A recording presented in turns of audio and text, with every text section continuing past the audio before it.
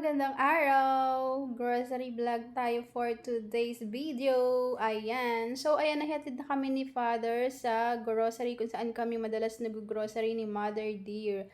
So, yung i-grocery namin for today is yung para sa kanyang tindahan. So, nagpasama nga siya sa akin. Sinundo nila ako sa bahay and diretso na agad kami sa grocery, supermarket, ayan, kasi hapon na rin dyan nung sinundo nila ako. Para hindi sayang yung time, diretso na kami dyan. Since yun lang naman yung aming pakay for today's video.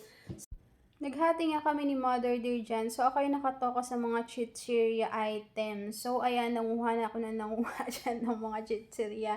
Talagang mga kinukuha ko dyan, parang feeling ko ako yung kakain at magko-consume lahat niyan. No? Yung mga gusto ko. Ay, hindi siya. So, ayun, kuha na tayo ng mga chichiryang yan. Kasi mabenta yan, lalo na sa mga bata at mga oldies na ginagawang pulutan. So, mabilis lang maubos yung mga chichirya ni Mother Dear. Ayan. Kasi nga, ang daming namumulutan and then yung mga bata din, gustong gusto talaga nila yan. At kumuha lang tayo ng mga ding-dongs. Ayan. So, napuno na yung cart na dala-dala ko, kaya kumuha na ako ng plastic bag na malaki. So, diyan ko na nilagay yung mga iba kong kinukuha, which is yung ganyang brand or ganyang item, sineseparate ko talaga. Or kapag nasa counter na kami, is pinapabox talaga namin yung mga yan para hindi magusot-gusot yung kanyang pack. Kasi para hindi siya magmukhang luma. So, ayan, mabilis lang naman din maubos yan. Madalas din yan, mabili din yan sa kanyang tindahan. Kasi nga, ginagawang pulutan at pika-pika. So, ayan, malapit ko na ulit mapuno yung plastic bag na yan. And then, next item na tayo dyan. O, kumuha pa ako ng ibang items like ng mga ganyang product. Yan, yung mga nakikita ninyong yan, mabibili din yan. Kasi mura lang naman yan, very affordable, lalo na sa tindahan. Syempre, hindi mo mawala yung brand na yan. O, diba? Masarap yung item na yon. So, napuno ko na yan, nilagay ko na sa counter yung nakuha ko, and then sinilip ko sandali si Mother Dear. And then, naka-assign naman ulit ako sa pagkuha ng mga biscuit. So, ayan, biscuit naman yung mga kinuha ko dyan. Mabili din sa kanya yung mga ganyang items, yung mga nagme-merienda, naghahanap sila ng mga makakaing tinapay or biscuit. So, ayan, iba-ibang flavor, brand, yung mga kinuha ko dyan. Mga personal, ko yan, choice. Parang ako talaga yung kakain at magko-consume, no? Siyempre, ayan, subok ko na kasi and then natikman ko na lahat ng mga pinagkukuha ko dyan. So, nire-repurchase ko na lang sila ulit. Ayan. Masarap naman kasi talaga yung mga yan, di ba? Yung iba pa nga dyan, mga kinalakihan na natin. Mga batang 90s, 80s dyan. Ayan. Di ba? So, yan. Mga yummy yan. So, yung mga latest ngayon, yung mga ganyan. Ayan. Mabilis sa mga bata yan, lalo na yung mga chocolate flavor, yung mga may palaman sa loob, di ba? Parang halos lahat na nga dyan ng variety kinuha ko na para maraming pagpipilian yung mga bibili. Minsan kasi naghahanap sila ng ganito, ganyan, wala kang maibigay. So, ayan, pag ako talaga yung kasama niyang mag-grocery, ayan, asahan mo, maraming variety akong kukunin. Ayun, so ang dami ko na nakuha, di ba? Wala pa rin tigil si girl na sa pagkuha ng mga items. So, ayan, kukunin ko talaga lahat yan. Parang, ang sarap kasi sa feeling, nakaka-happy yung dami mong pag-grocery, tas ang dami mong kinukuha, pwede mo kunin to, pwede mo kunin yan, idagdag ko pa kaya to, ay, ito pa kaya, pag nakita ka pang iba, so, di ba? And then, yung mga chocolates na yan, ayan, paborito din yan ng mga adults and mga kiddos, di ba? One thing pa, kapag napunta sa tindahan ng kanilang mga parents, ate or adults na kasama, pag nakita nilang mga bata yung mga chocolate, ay nako, grabe, hindi pwedeng hindi magpapabili ng chocolate yung mga bata. So, benta na agad yun, di ba? Panghatak ngayon sa mga bata na bumibili. So, ayun, ayan yung mga nakuha na ni Mother dun sa ibang portion or parts ng groceries. So, sa kanyang part yan.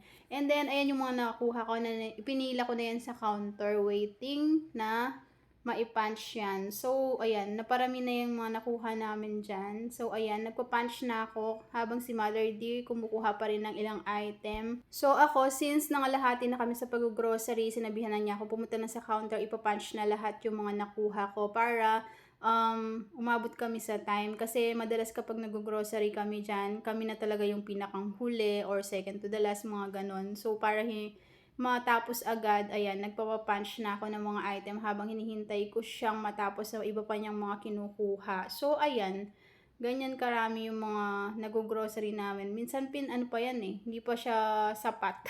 Kulang. Minsan nagagahol din kami sa oras. So, yun na lang. Kung ano lang na dampot namin at nakuha, yun na lang din muna yung i-grocery. And then, some other next time naman, yung iba pang kakulangan. So, ayan yung mga nakuha na niyang item. Dumating na siya, natapos na siya sa pagkuha. And then, ayan, nasa counter na siya. And then, ako na lang yung aayos or nabibigay dyan, nagpo-push para ma-punch nung nasa cashier. Ayan. So, marami-rami yan. Medyo napagod na ang person dyan kasi ang init, promise. Hindi pwedeng hindi tatagaktak yung pawis mo talaga kapag nandiyan ka sa grocery store kasi limitado lang din yung mga malalaking blowers nila kung saan nakatapat or nakaharap. So, dyan sa part na yan is nakalihis dyan yung blower, sa ibang counter siya nakatapat. So, ayan pa yung tatapusin kong ipapunch. Ayan, marami pa yan. Napagod ang person. Si mother din muna ang magtutuloy. Napagod na kasi ako dyan. And then mag-video muna tayo. So, after nga yan na yan, so, ayan, may energy na naman ang ate girl ninyong magpapunch ulit. Ayan, maglagay ng mga items dyan sa counter para mapabilis ang gawain. Ayan, natulungan si mother dear. So, ayan, madalang lang naman akong sumasama or isinasama ni Mother D kapag nag-grocery, kapag trip lang niya akong tawagan or magpasama sa akin. So, yun, tatawagin nila ako and then mag-ready and then pipick upin, susunduin na lang nila ako sa bahay nun. So, ayan. Walang katapusang pagpapapunch, ang dami pa. So, pag kami na yung nakita ng mga nasa cashier, ay nako, nagtitingin na sila. Ibig sabihin nun, mahaba-habang oras na naman ang pagpapunch na gagawin nila or sila yung mahuhuli sa ka-cashier. Sigurado yun. Kasi nga ang dami. Tingnan nyo, hindi pa tapos yun. Ayan pa yung nakapila yung mga chichir yung pinanguha ko kanina. Waiting pa yan na maipunch. So, hindi pa tapos itong nasa cart na yan. Ayan, puro delata na nga yung mga item na yan. And then, buti na lang meron kaming isang nagsuki dyan sa cashier na madalas namin pinipilahan. Ayun, matyaga siyang mag-punch kahit marami kaming order. At sa mga sandaling nga yan, yan na lang yung natitira doon sa cart. So, let's go na para sa mga chichirya time naman. Ayan, yan na yung next na ipapunch namin. Hoping na matapos na kasi nakakapagod din pala yung mga ganyan. At wag ka. Ayan na yung mga na-punch, natapos, nakabox na. Hanggang sa nagsara na nga yung grocery store dyan. So, yung isang tawag din, empleyado is nagmamadali ng uwi. So, ang nagawa niya is napatay niya yung pinakang main breaker dyan. So, walang choice. Nag-off lahat ng nasa cashier na naka-open pa, pati yung ginagamit sa amin. So, wala silang choice kundi restart ulit. Ibig sabihin, back to zero ulit kami sa pagpa-punch dyan. Kaya medyo natagalan kami, inulit nila hanggang sa yung mga may-ari at nag-supervise na dyan yung nag-handle sa amin. Ayan, pinagbubuksan ulit nila yung mga box na natapos ng i-punch kanina. Lahat yan uulitin from the start, promise. Kaya ako, ay naku, bahala na kayo dyan, pagod na ako. So, napaupo na si ate girl nyo dyan sa isang tabi habang hinihintay ko silang matapos. I-repunch lahat ulit yan. Grabe. Mahirap pala yung ganun, no, pag wala silang backup. Wala kang choice kung hindi ipa-repunch yan kung gusto mo makuha yung resibo. Well, sabi namin, I need namin yun para every time na may kakailangan kaming price is available siya dun sa resibo. So, natapos din naman sa paghihintay ko and then kumuha na kami ng e-bike dyan. E-bike ba yan o modern tricycle? Basta yun, palaging ganyan yung gusto kong sinasakyan kasi nga mabagal lang siya para ka lang namamasyal ka.